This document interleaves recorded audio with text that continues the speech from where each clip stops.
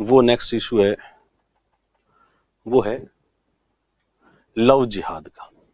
Love जिहाद क्या है और क्यों अभी जो है वर्तमान के अंदर काफी न्यूज के अंदर जो है वो चल रहा है। तो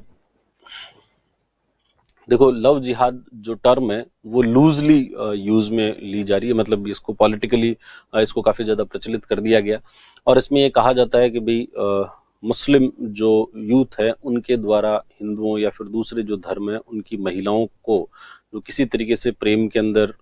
उनको प्रेम का जो संबंध होता है वो स्थापित किया जाता है, और उसके बाद में उन्हें रिलीजन कन्वर्ट करने के लिए जो है उनके ऊपर जोर दिया जाता है। और ये जो प्रेम संबंध स्थापित किया जा रहा है उसके अंदर वो व्यक्ति अपनी आइडेंटिटी जो है उसको चेंज कर लेता है। इस कॉन्सेप्ट को कुछ लोगों ने जो नाम दिया वो ये लव जिहाद का नाम दिया। अब लव जिहाद होता है कि नहीं होता ये एक अलग डिबेट का प्रश्न है, पर कुछ लोगों ने क्या किस तरीके से उसको डिफाइन किया तो वो उन्होंने इस तरीके से डिफाइन किया। हालांकि कुछ लोग कहते हैं कि ऐसा कुछ भी नहीं होता, कोई लव जिहाद नाम की चीज नहीं होती, सिर्फ और सिर्फ इंटर रिलीजियस जो लव है वो होता है, या फिर इंटर रिलीजियस मैरिजेस जो है वो होती है, और ऐसा कुछ जिहाद टाइप का एलिमेंट जो है वो इसके अंदर नहीं है। तो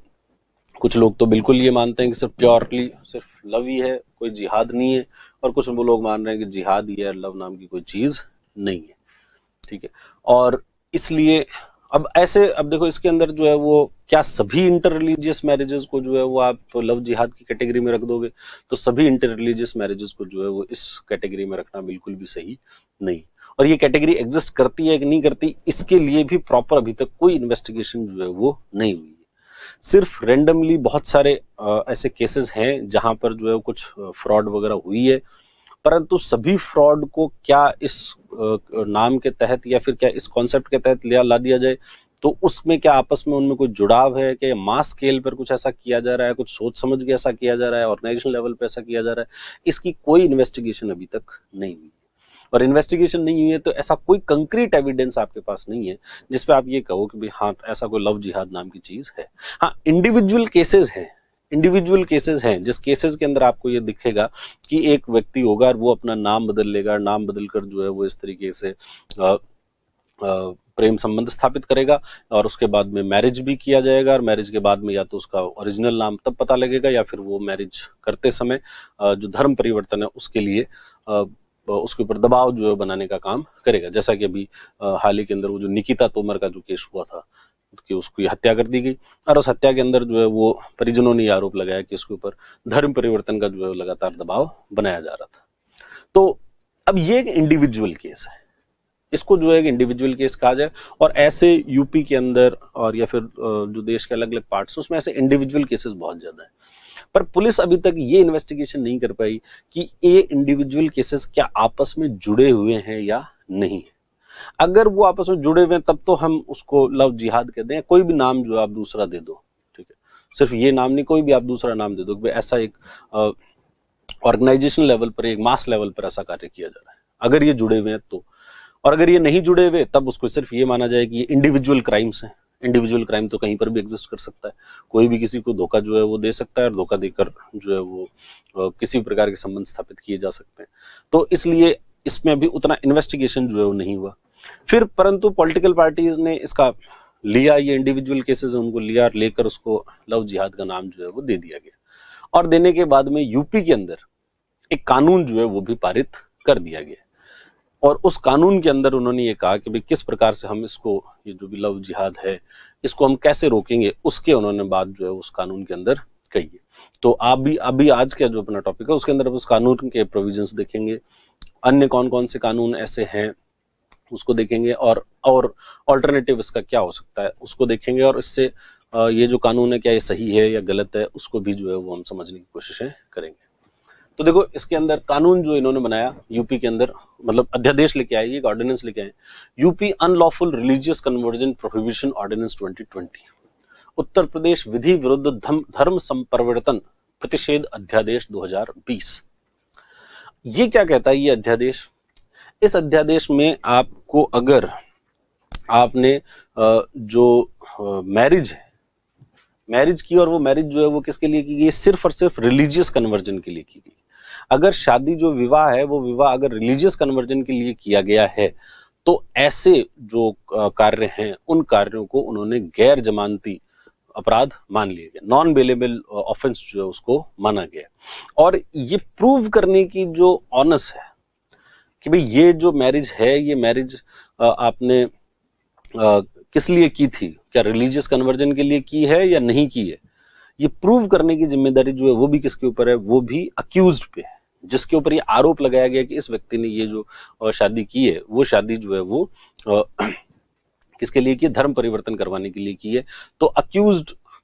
के ऊपर ये जिम्मेदारी है कि वो ये प्रूव करके बताएगा कि नहीं मैंने ऐसा नहीं किया। सामान्यतया जो जांच एजेंसी होती है उसके ऊपर ये जिम्मेदारी होती है कि वो प्रूव करे कि ये क्राइम है या नहीं, परंतु यहां पर जो है वो थोड़ा उल्टा उन्होंने रखा है और उसकी जिम्मेदारी जो है उसके ऊपर रखी है। इसके अंदर किसी प्रकार के धर्म का नाम तो जो है वो नहीं लिया गया कि कौन से धर्म से किसके बीच में हो, ठीक है। तो ऐसा कि धर्म वगैरह इन्होंने नहीं रखा, सभी धर्मों के ऊपर ये जो है वो लागू है। सभी प्रकार के रिलीजियस कन्वर्जन को ये लोग जो है वो नलिफाई कर देते हैं, अगर वो सिर्फ किसके लिए किए, मैरिज के पर्पज से किए गए। और अगर आप ऐसा कोई धर्म परिवर्तन कर रहे हो तो आपको जो डिस्ट्रिक्ट मजिस्ट्रेट है, उस डिस्ट्रिक्ट मजिस्ट्रेट को 2 महीने का नोटिस पीरियड जो है वो मतलब 2 महीने पहले आपको ये बताना पड़ेगा कि हम इस प्रकार का धर्म परिवर्तन जो है वो कर रहे हैं। और अगर ऐसा पाया गया कि conversion done by women for sole purpose of marriage, then the marriage would be declared null and void. अगर ये पता लगता है कि जो भी कन्वर्जन है, जो भी मैरिज है, वो मैरिज सिर्फ एक ही कार्य के लिए की गई और वो है धर्म परिवर्तन के लिए अगर की गई है, तो ऐसे जो विवाह होंगे उन विवाहों को नल एंड वॉइड यानी उन विवाहों को अवैध घोषित कर दिया जाएगा और ये कहा जाएगा कि ऐसा विवाह एग्जिस्ट नहीं करता, ठीक है। तो महिला का अगर धर्म परिवर्तन सिर्फ किसके लिए करवाया जा रहा है, सिर्फ और सिर्फ अगर शादी के लिए करवाया जा रहा है, विवाह के लिए धर्म परिवर्तन करवाया जा रहा है इसलिए। तो यहाँ इनका लॉजिक ये है कि भाई अगर विवाह आपको जो प्रेम है तो फिर, और इंटर रिलीजियस आप मैरिज भी कर रहे हो, तो इंटर रिलीजियस मैरिज तो कोई दिक्कत नहीं है, परंतु उसके बाद में धर्म परिवर्तन करवाना जो है वो कहाँ आवश्यक है, और उसके लिए फिर महिला पर ही धर्म परिवर्तन का जो है वो दबाव क्यों बनाया जाए, पुरुष के ऊपर धर्म परिवर्तन का दबाव क्यों ना हो। तो इसलिए भी ये लोग जो है वो इसको कह रहे हैं। अब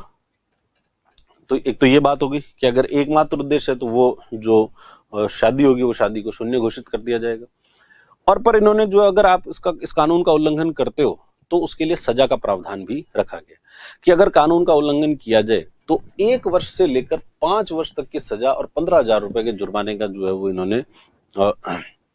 रखा है कि 15,000 रुपए का जुर्माना भी लग सकता है, और ऐसा कार्य करने वाले को 1 वर्ष से लेकर 5 वर्ष तक की सजा जो है वो हो सकती है। और अगर जिस महिला का धर्म परिवर्तन करवाया जा रहा है वो अगर माइनर है, अवयस्क है, या फिर वो एससी या एसटी कम्युनिटी से अगर वो बिलोंग करती है, तो फिर ऐसों के धर्म परिवर्तन के लिए, अगर धर्म परिवर्तन आप सिर्फ और सिर्फ किसके लिए करा रहे हो, मैरिज के लिए करवा रहे हो, तो 3 साल से लेकर 10 साल तक का उसके अंदर जो है वो आपको सजा हो सकती है, और 25,000 रुपए जुर्माने का जो प्रावधान है वो प्रावधान भी इसके अंदर रखा गया। और अगर कोई सोशल ऑर्गेनाइजेशन, कोई सामाजिक संगठन ऐसा है जो कि मास लेवल पर इस तरीके का काम करवाता है, तो उसका रजिस्ट्रेशन भी कैंसिल हो जाएगा, और उसके ऊपर भी जो 3 वर्ष से 10 वर्ष के कारावास और 50,000 रुपए जुर्माने का प्रावधान जो है वो इसके अंदर रखा गया। यानी यहाँ पर इस जो एक्ट है या ये जो ऑर्डिनेंस है, ये ऑर्डिनेंस कहता है कि किसी धोखे से या किसी प्रकार का किसी को दबाव बनाकर, किसी को बहला फुसलाकर या फिर किसी को किसी प्रकार का जो इंसेंटिव देकर अगर आप धर्म परिवर्तन करवाते या फिर मैरिज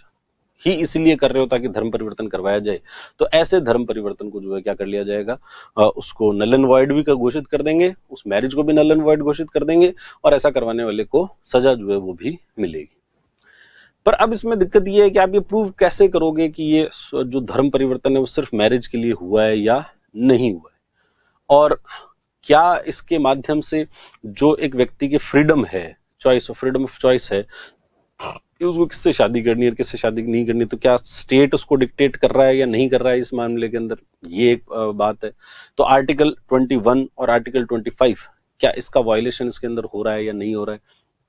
तो ये एक इशू जो है वो इसमें बना हुआ है। कुछ लोगों का मानना है कि ऐसे ऑर्डिनेंस लाके या इस तरीके के कानून के माध्यम से आर्टिकल 21 और आर्टिकल 25 जो है वो उसका वायलेशन होता है, और कि इस तरीके के कॉन्सेप्ट से जो रिलीजियसली माइनॉरिटी कम्युनिटी है उसके प्रति और ज़्यादा मार्जिनलाइजेशन होगा, या फिर उसका जो है वो समाज से उनका जो जुड़ाव है वो धीरे धीरे जो है वो और कम हो जाएगा। और इसलिए भी इसकी आलोचना जो है वो की जा रही है। जो लोग समर्थन में हैं वो लोग ये कहते हैं कि हाँ नहीं, एग्जिस्ट करता है, ग्राउंड के ऊपर जो ऐसे कई सारे इश्यूज हैं और इसलिए उन मामलों के अंदर ऐसी सजा होगी। जैसे यूपी के अंदर जो है एक व्यक्ति को पकड़ा भी गया इसके लिए। इलाहाबाद हाईकोर्ट ने अपने 2 अलग अलग वर्डिक्ट दिए। इलाहाबाद हाईकोर्ट ने एक वर्डिक्ट के अंदर ये कहा कि भाई अगर सिर्फ और सिर्फ धर्म परिवर्तन जो है वो उसके लिए करवाया जा रहा है, मैरिज के लिए सिर्फ धर्म परिवर्तन करवाया जा रहा है, तो ऐसा धर्म परिवर्तन जो सही नहीं है। तो एक वर्डिक्ट में तो ये कहा, उसके बाद में नवंबर में वापस वर्डिक्ट आया और नवंबर का जो उनका वर्डिक्ट था उसमें पुराने वर्डिक्ट को उन्होंने चेंज कर दिया और उन्होंने कहा कि ऐसा अगर कोई कानून बनाता है कि भाई हम धर्म परिवर्तन को रोकेंगे या मैरिज के लिए धर्म परिवर्तन नहीं करवाया जा सकता, तो उसको गुड लॉ जो है वो नहीं कहा जाएगा। तो इलाहाबाद हाईकोर्ट ने इसमें जो है दोनों ही प्रकार की बात कही है। अब इससे पहले भी क्या ऐसे कुछ कानून आ चुके हैं? तो धर्म परिवर्तन संबंधी कानून जो है वैसे तो बहुत पुराने हैं, मतलब 1968 से ही इस प्रकार के कानून जो है वो चल रहे हैं। अलग अलग राज्यों के द्वारा इस प्रकार के कानून बनाए गए हैं। 2006 में जो हिमाचल प्रदेश के अंदर कांग्रेस सरकार थी उसके द्वारा एक कानून लाया गया और बीजेपी सरकार जब आई 2019 में तो उसमें एक प्रावधान जोड़ दिया और उनका शादियों को अमान्य कर दिया गया जिसमें धर्म परिवर्तन कराया गया और यह अनिवार्य कर दिया कि जो व्यक्ति धर्म बदलना चाहता है या चाहती है उसे जिला प्रशासन को 1 महीने की से पहले जानकारी जो है वो देनी होगी। कई सारे संगठनों ने इसका विरोध किया और विरोध करने के बाद में जो कोर्ट के अंदर इसको जो है क्या कर दिया गया, खारिज कर दिया गया। ये जो प्रावधान ऐड किया था उस प्रावधान को खारिज कर दिया गया। उत्तराखंड के अंदर कानून बनाया गया, फ्रीडम ऑफ रिलीजन एक्ट था और फ्रीडम ऑफ रिलीजन एक्ट के अंदर बलपूर्वक, फर्जीवाड़े आदि आधार पर की गई शादी और धर्म परिवर्तन को अमान्य कर देता है और इसमें 1 से लेकर 5 साल तक जो है वो उसकी सजा भी रखी है। अगर माता पिता भाई बहन को लगता है कि उसकी संतान को जबरदस्ती धर्म परिवर्तन कराया गया है तो वो अपने डीएम जो डिस्ट्रिक्ट मजिस्ट्रेट है उसको शिकायत कर सकती है। हिमाचल प्रदेश दोनों कानून में जिसमें धर्म परिवर्तन हो रहा है वो अपनी लिखित शिकायत किसको दे, डीएम जो है उसको देने का प्रावधान वहां पर है। अदर स्टेट में आंध्र प्रदेश में, तमिलनाडु में, अरुणाचल प्रदेश में भी इस प्रकार के कानून लाए गए 1978 में, पर 2004 के अंदर जो है उसको हटा लिया गया। कुछ स्टेट जो है वो ये भी बात कर रहे हैं कि इस प्रकार के कानून जो है वो हम भी लाएंगे। तो मध्य प्रदेश में ऐसी बात चल रही है, ठीक है, हरियाणा के अंदर, कर्नाटक में, असम में भी इस प्रकार के कानून लाने की बातें जो है वो चल रही है। तो ये एक ऐसा ट्रेंड जो है वो हमको देखने को मिल रहा है। अब इसमें हमको क्या करना चाहिए इसके अंदर, ये सही है या नहीं है? तो देखो, इंडिविजुअल लेवल पर जहां पर है इसको लव जिहाद या इन सब ऐसे टर्म से इसको जो है वो जोड़ना नहीं चाहिए। और दूसरा कि इसमें कानून के अंदर ये जो अध्यादेश है, अध्यादेश में कुछ कमियां है और उन कमियों को जो है दूर करना चाहिए। जैसे आपने ऑनर्स जो है वो किसके ऊपर रखी है, विक्टिम के ऊपर रखी है। आपने जो अक्यूज्ड है उसको प्रूव करना है कि मैं इनोसेंट हूं, तो वो नहीं होना चाहिए। और अंतर जो अगर इंटर रिलीजियस मैरिजेस हो रही है तो उसको प्रमोट जो है वो किया जाना चाहिए। वो मतलब प्रमोट इन द सेंस कि किसी की भी वो कौन कहाँ शादी करना चाहता है ये एक बहुत प्राइवेट अफेयर है और उस प्राइवेट अफेयर के अंदर स्टेट का इंटरवेंशन जो है वो उतना सही नहीं है। हाँ, अगर किसी के साथ में अगर धोखाधड़ी हो रही है और उनको फोर्सफुली उनको कन्वर्ट करवाया जा रहा है तो ऐसे मामलों के अंदर जो है कार्रवाई की जा सकती है, पर वो कार्रवाई जो है उसके लिए पहले से ही आईपीसी के अंदर ऐसे प्रावधान हैं जिनका अगर प्रयोग किया जाए तो वो मामले वैसे ही सही हो जाएंगे। पर अगर हमारी पुलिस जो है वो अगर सिस्टम अगर दुरुस्त होता और वो ग्राउंड के ऊपर इस तरीके से सही से काम करता तो शायद ऐसे जो इंडिविजुअल मामले सामने आ रहे हैं वो वहीं पर खत्म हो जाते। पर पुलिस की इन्वेस्टिगेशन में भी कमी रहती है कि वो इस बात को ढंग से इन्वेस्टिगेट नहीं कर पाते। ऐसा कोई केस होता है तो उसका संज्ञान लेने के अंदर भी समस्याएं आती है। तो पुलिस जो तंत्र है उसको जब तक सुधारा नहीं जाएगा तो कानून के माध्यम से किसी के साथ भी अन्याय हो रहा है तो वो उसको एड्रेस नहीं कर सकते। और इस तरीके के कानून बनाना वो जो है वो लार्जर कॉन्टेक्स्ट में देखा जाए तो वो समाज के लिए कोई ज्यादा सही नहीं है। ठीक है, तो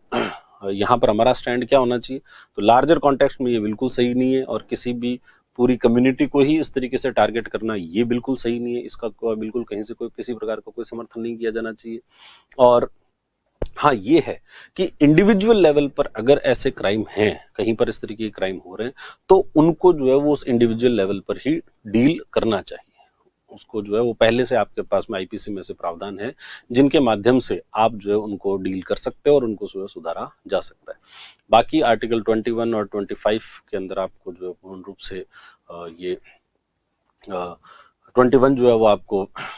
फ्रीडम ऑफ आपकी लिबर्टी, लाइफ की लिबर्टी है, और लाइफ की लिबर्टी में आपकी प्राइवेसी है और राइट टू प्राइवेसी को भी मानता है। राइट टू प्राइवेसी जो है उसके अंदर आप शादी किससे करना चाहते हो, किससे नहीं करना चाहते हो, ये भी आपका प्राइवेट अफेयर है, तो स्टेट का इंटरवेंशन वहां पर नहीं हो सकता। तो कॉन्स्टिट्यूशनली देखा जाए तो ये लॉज बना तो दिए गए हैं, परंतु ये आगे उतना जो है वो टिकेंगे नहीं। ठीक है, तो परंतु एक और बात है कि अगर कहीं इंटर रिलीजियस मैरिज हो रही है तो इंटर रिलीजियस मैरिज, क्योंकि भारत के अंदर जो मैरिज है वो इतना भी इनोसेंट सब्जेक्ट नहीं है, इनोसेंट या फिर जितना हम सीक्रेट समझते हैं उतना सीक्रेट सब्जेक्ट नहीं है वो। क्यों? क्योंकि अलग अलग धर्मों के जो पर्सनल लॉज हैं वो अलग अलग हैं, और पर्सनल लॉज अलग अलग हैं तो फिर उनको जो महिलाएं हैं उनको जो अलग अलग राइट्स जो है वो अलग अलग प्रकार के मिलते हैं, और अलग अलग प्रकार के मिलते हैं। तो कई बार आपको ये प्रॉब्लम जो है वो देखने को मिल सकती है कि इंटर रिलीजियस जो है वो लव अफेयर तो हुआ, और मैरिज में जब वो लव अफेयर कन्वर्ट हुआ तो उसके बाद में जो सफरिंग एंड पे है वो महिला जो है वो हो सकती है। क्यों हो सकती है? क्योंकि अलग अलग जो कम्युनिटीज हैं उन कम्युनिटीज के पर्सनल लॉज जो हैं वो अलग अलग हैं, और वो महिलाओं को अलग अलग प्रकार की जो स्वतंत्रताएं हैं वो देती है, इसलिए वहां पर प्रॉब्लम हो सकती है। तो इसका सोल्यूशन क्या हो? इसका सोल्यूशन है स्पेशल मैरिज एक्ट।